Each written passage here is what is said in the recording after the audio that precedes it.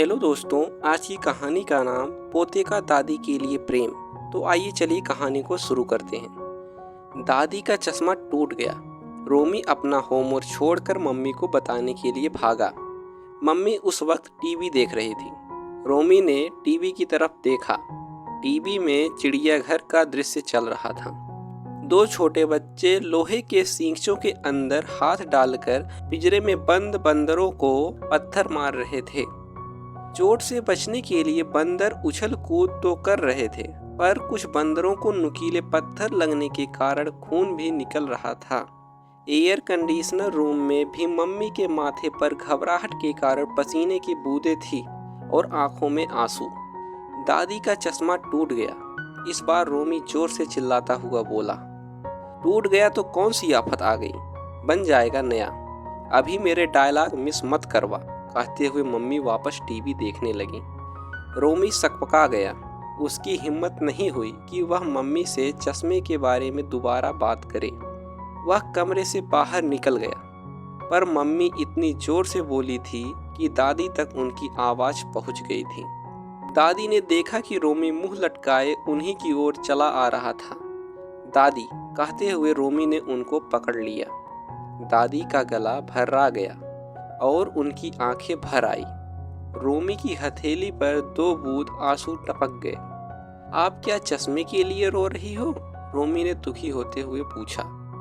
दादी 8 साल के रोमी को भला क्या समझाती, इसलिए रोमी के सिर पर हाथ फेरते हुए रूधे गले से बोली, मैं भला क्यों रोने लगी?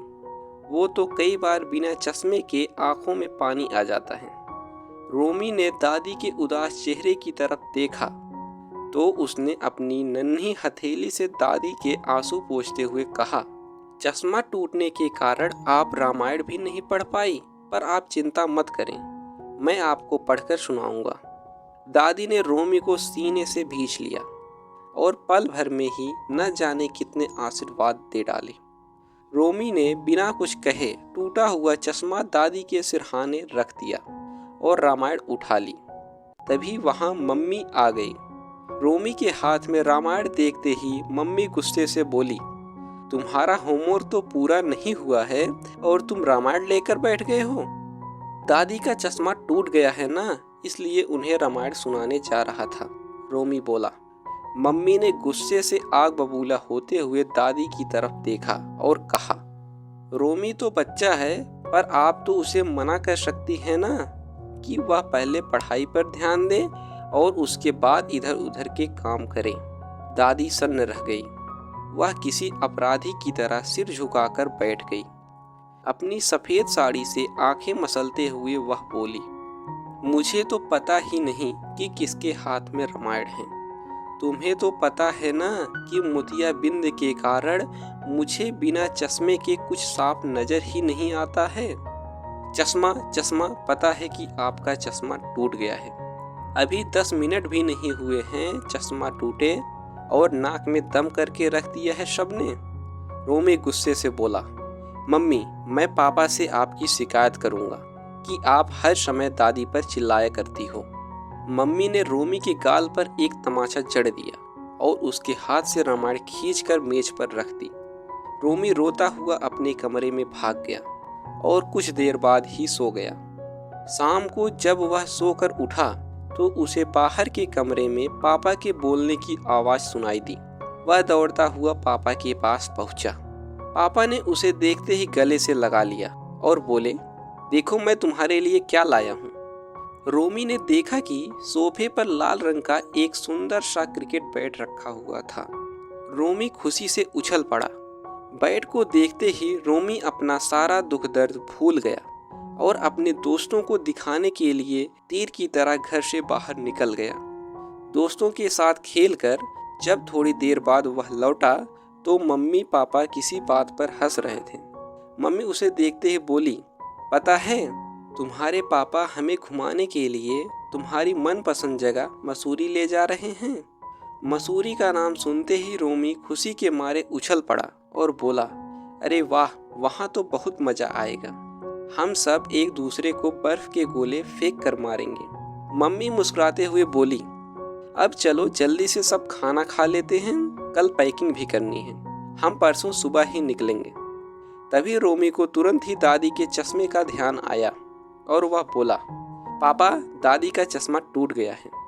अरे तो तुम्हें मुझे दिन में ही फोन करके बता देना चाहिए था, पापा ने कहा। रोमी ने मम्मी की ओर देखा पर वह बिना कुछ बोले ही किचन में चली गई।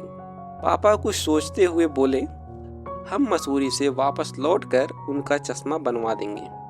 पर दादी को तो बिना चश्मे के कुछ भी नहीं दिखाई देता है। रोमी परेशान होता हुआ बोला, तो तेरी दादी को कौन सी नौकरी करनी है? 4-5 दिनों की ही तो बात है। मम्मी ने चाय का कप पापा के आगे रखते हुए कहा। रोमी ने आश्चर्य से मम्मी की ओर देखा। उसे विश्वास ही नहीं हुआ कि टीवी सीरियल पर किसी का दुख देखकर घंटों रोने वाली मम्मी सामने बैठी दादी की परेशानी दिखाई नहीं दे रही। जब मम्मी पापा खाना खाकर सो गए तो रोमी दादी के पास जाकर बोला, दादी, मीना आंटी तो काम करने के लिए दिन में आएंगी, पर रात के अंधेरे में आपको अकेले डर तो नहीं लगेगा? दादी ने उसके सिर पर हाथ फेरा और बोली, बेटा, क्या अंधेरा और क्या उजाला, मुझे तो सब कुछ धुंधला ही नजर आता है, तो क्या दिन और क्या रात। दादी की बात सुनकर रोमी से कुछ नहीं कहा गया और वह उनके पैर छूकर सोने चला गया। अगली सुबह जब वह पापा के साथ बैठा था तो पापा बोले, इस बार तुम्हारे जन्मदिन पर हम सब अनाथालय चलेंगे और वहाँ रहने वाले बच्चों को फल और मिठाइयाँ बांटेंगे। अनाथालय क्या होता है? रोमी ने पूछा। जिनके मम्मी पापा नहीं होते हैं उन्हें अनाथ कहा जाता है, पापा बोले। तो पापा, फिर तो आप भी अनाथ हुए? रोमी पापा को देखते हुए बोला। पापा का चेहरा गुस्से से लाल हो गया। वह रोमी को चाटा मारने वाले थे कि मम्मी बीच में आते हुए बोली, दिखता नहीं है कि तेरी दादी ही तो तेरे पापा की मम्मी हैं, तो पापा अनाथ कैसे हुए? रोमी भरभराकर रो पड़ा और सिसकते हुए बोला, अगर दादी पापा की मम्मी होती तो पापा कभी भी उन्हें इतने बड़े घर में अकेला छोड़कर नहीं जाते और उनका चश्मा भी बनवा देते। जबकि आप सबको पता है कि दादी को बिना चश्मे के कुछ नहीं दिखाई देता। उन्हें अकेला छोड़कर हम सब सैर सपाटे के लिए मसूरी जा रहे हैं। पापा के हाथ से पानी का गिलास छूट गया और कांच के टुकड़े चारों ओर बिखर गए। मम्मी ने पापा की तरफ देखा। पापा सिर झुकाए दादी के कमरे की ओर जा रहे थे। मम्मी ने रोमी को कसकर खींच लिया और बोली, मुझे माफ कर दो बेटा, पता नहीं मुझसे इतनी बड़ी गलती कैसे हो गई। दादी के कमरे में पापा दादी की गोद में सिर रखकर बच्चों की तरह रो रहे थे और दादी उन्हें ढेरों आशीर्वाद देते हुए अपने आंसू पोंछ रही थी। दोस्तों, अगर आपको कहानी पसंद आई हो तो वीडियो को लाइक और चैनल को सब्सक्राइब जरूर करें। Thank you for watching.